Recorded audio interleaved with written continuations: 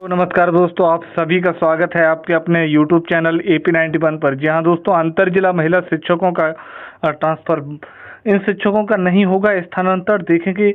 और 15 जून तक विद्यालय आवंटन जो है शुरू, ऐसी खबरें लगातार बन रही हैं। जिलों में नहीं मिल रहा चॉइस का पंचायत। जी हाँ दोस्तों, अंडर प्रोसेस तथा अधिक दूरी वाले शिक्षक लगातार परेशान हैं और लगातार कमेंट भर भर के आ रहे हैं। चलिए कुछ देरी के हुए सारी चीज़ों को स्टार्ट करेंगे। अगर आप चैनल पर पहली बार आए हैं तो चैनल को सब्सक्राइब अवश्य करिएगा और वीडियो को एंड तक देखिएगा ताकि सारी डाउट आपके क्लियर हो सकें। चलिए शुरू करते हैं। पहली खबर बिहार शिक्षा विभाग की तरफ से क्या है, देखिएगा। अंतर जिला महिला शिक्षकों की बल्ले बल्ले। जी हाँ दोस्तों, अंतर जिला या पुरुष महिला शिक्षकों का ट्रांसफर होगा। जिन शिक्षकों ने आवेदन किया है उन सभी का ट्रांसफर तय है। दूसरे जिले में जाने वाले सभी शिक्षकों का ट्रांसफर इस बार होगा। जिन शिक्षकों ने आवेदन नहीं किया है उनका अगली फेज 2 में ट्रांसफर किया जाएगा। यानी कि जब फेज 2 आएगा, और जहां पर जुलाई की बात की जा रही है और ये भी कहा जा रहा है कि जुलाई में एंड तक हम उसे फेज 2 को कंप्लीट भी करेंगे, ऐसी भी खबरें निकल करके आ रही हैं। आगे देखिएगा, अगली अपडेट क्या है, देखिएगा। इन शिक्षकों का नहीं होगा स्थानांतर। देखिएगा क्या कुछ खबर है। उन शिक्षकों का स्थानांतरण नहीं होगा जिन्होंने आवेदन नहीं किया है या जिन शिक्षकों ने आवेदन को वापस ले लिया है। अर्थात बचे हुए सभी शिक्षकों का इस बार ट्रांसफर होने जा रहा है। जिन शिक्षकों ने आवेदन को वापस ले लिया है वह अपने जिस विद्यालय में थे उसी इस विद्यालय में बने रहेंगे। जिन शिक्षकों ने आवेदन को वापस लिया है उन शिक्षकों का ट्रांसफर इस बार नहीं होगा। शिक्षा विभाग में आवेदन लेने का विकल्प भी ओपन कर रखा है। जी हाँ दोस्तों, ये भी विकल्प ओपन है और लगातार इसको लेकर के सवाल खड़े हो रहे हैं। आगे देखेंगे अगली अपडेट क्या है। अंडर प्रोसेस तथा अधिक दूरी वाले शिक्षक। जी हाँ दोस्तों, लगातार कमेंट है इस चीज को लेकर और लगातार शिक्षक परेशान भी हैं। जिन शिक्षकों ने ट्रांसफर के लिए आवेदन किया है तथा उन शिक्षकों का अभी भी अंडर प्रोसेस दिखा रहा है, उन शिक्षकों को राहत मिलने जा रही है। शिक्षा विभाग की तरफ से उन सभी शिक्षकों का ट्रांसफर तय किया गया है। ट्रांसफर के लिए उन शिक्षकों को, सभी शिक्षकों को बड़ी राहत मिली है। अधिक दूरी वाले शिक्षकों पर भी विचार किया जा रहा है। अर्थात उन शिक्षकों का भी ट्रांसफर इस बार तय है। जिन शिक्षकों ने आवेदन नहीं किया है उन शिक्षकों का इस बार ट्रांसफर नहीं होगा। अन्यथा सभी शिक्षकों को छोड़ करके इस बार जिन्होंने आवेदन किया है सभी का ट्रांसफर होगा और लगभग तय माना जा रहा है। आगे देखेंगे आज अब अगली अपडेट अभी की। ये पत्र एक जारी किया गया है बिहार शिक्षा विभाग की तरफ से। थोड़ा सा गौर करेंगे इस पत्र के ऊपर, आगे हम लोग इसके बाद में देखेंगे सारी खबरों को। बिहार सरकार सामान्य प्रशासन विभाग, विषय देखिएगा। बिहार सरकार की महिला सरकारी सेवकों को पदस्थापन स्थल की निकट आवासन सुविधा उपलब्ध कराने के संबंध में ये कल सूचना जारी की गई थी। ऑफिशियल पत्र आज निकल करके आ चुका है। देख लीजिए आप यहाँ पर क्या कुछ है, देखिए क्या कुछ अपडेट किया गया इसमें देखेंगे।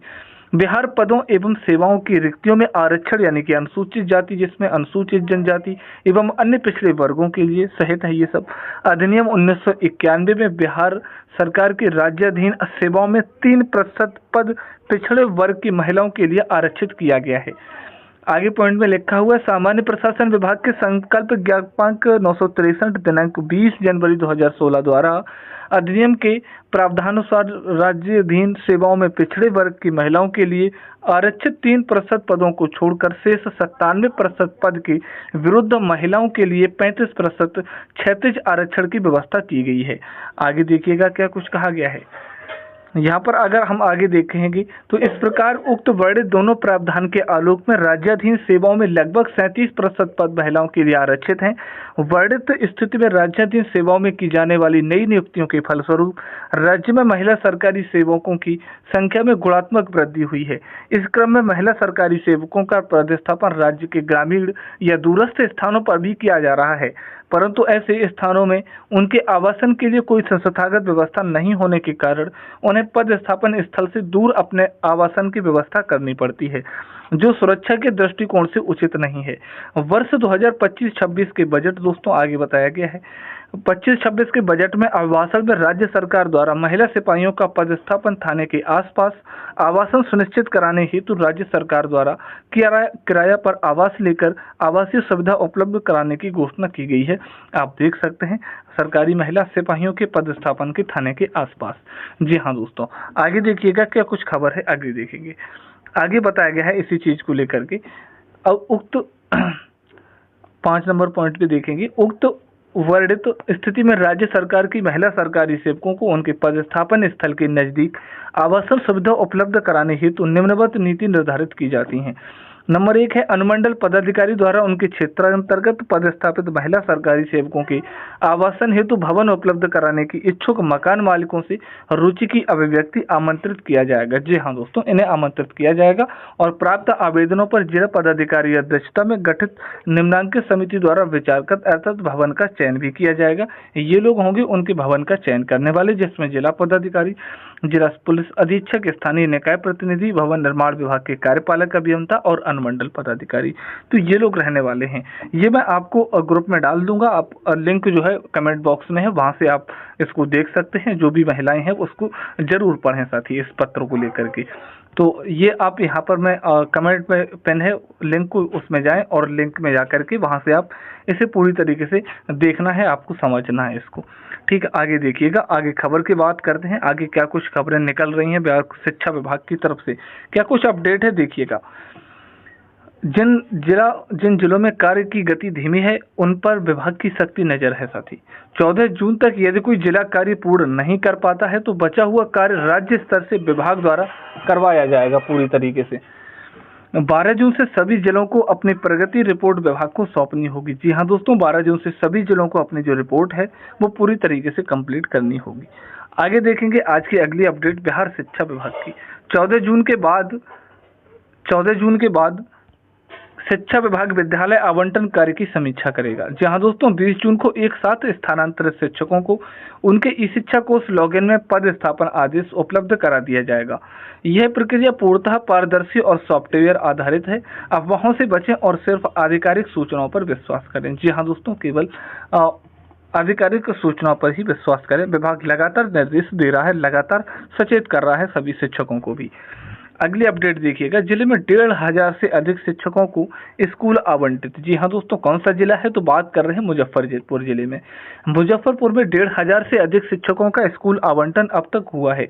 सूबे में 43,000 से अधिक शिक्षकों का स्कूल आवंटन हो चुका है। स्कूल आवंटन की हर दिन समीक्षा हो रही है। मुजफ्फरपुर में स्थानांतरित शिक्षकों की संख्या अधिक होने के कारण आंकड़ों के हिसाब से जिला पीछे है। ओवरऑल संख्या में जिले का अनुपात कई जिलों से आगे है। मुजफ्फरपुर समेत 24 जिले ऐसे हैं जहां स्थानांतरित शिक्षकों की संख्या के अनुपात में स्कूल आवंटन अभी 50% से कम है। जी हाँ दोस्तों, अभी 50% से कम है। आगे देखिएगा अगली अपडेट क्या है, देखेंगे यहाँ पर। राज्य के 1.5 लाख से शिक्षकों के लिए अच्छी खबर। वेतन को लेकर दूर हुई सबसे बड़ी शिकायत। बिहार के सरकारी स्कूलों में कार्यरत लगभग 1.5 लाख शिक्षकों के लिए बड़ी राहत की खबर है। शिक्षा विभाग को उन्हें वेतन विसंगतियों को दूर करने के लिए ठोस कदम उठाए हैं। अपर मुख्य सचिव डॉक्टर एस सिद्धार्थ ने सभी जिला शिक्षा पदाधिकारियों को निर्देश दिया है कि ग्रीष्मावकाश के बाद शिक्षकों से वेतन संबंधी आपत्तियां एकत्र की जाएं। इसके आधार पर वेतन का पुनर्निर्धारण होगा और बकाया भुगतान भी सुनिश्चित किया जाएगा। शिक्षा विभाग ने इस प्रक्रिया को 31 जुलाई 2025 तक पूरा करने का समय सीमा तय की है। जी हाँ दोस्तों, 31 जुलाई तक कंप्लीट करने का निर्देश दिया गया है। अगली अपडेट देखिएगा क्या कुछ है यहाँ पर, समझिएगा। बजट सत्र फरवरी-मार्च 2025 के दौरान शिक्षा मंत्री सुनील कुमार ने बिहार विधान परिषद में घोषणा की थी कि शिक्षकों के वेतन विसंगतियों और सेवा निरंतरता के मुद्दे को प्राथमिकता से हल किया जाएगा। 3 महीने बाद अब विभाग ने इस दिशा में कदम उठाया है। अपर मुख्य सचिव ने डीईओ को स्पष्ट निर्देश दिए हैं कि किसी भी देरी के लिए संबंधित अधिकारी जिम्मेदार होंगे। जी हाँ दोस्तों, किसी भी देरी के लिए संबंधित अधिकारी जिम्मेदार होंगे। जी हाँ दोस्तों, चलिए अब उम्मीद है आपको आज की सारी अपडेट पूरी तरीके से मिली होंगी। आपके जितने भी सवाल थे मैंने आपको शायद दे दिए हैं, और भी अगर कोई डाउट रहता है तो कमेंट बॉक्स में आप शायद पूछ सकते हैं। मिलते हैं नेक्स्ट वीडियो में, तब तक के लिए thank you, all the best.